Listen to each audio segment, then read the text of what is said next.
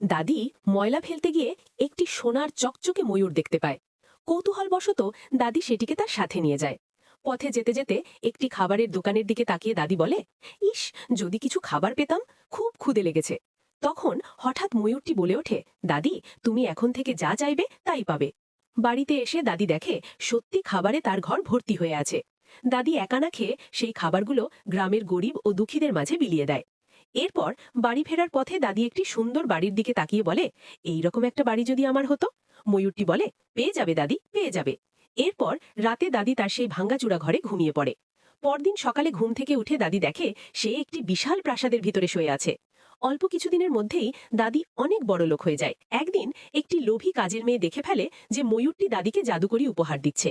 রাতে দাদি ঘুমালে কাজের মেয়ে ময়ূরটি চুরি করে নিয়ে যায় এবং বন্দি করে টাকা চাইতে থাকে।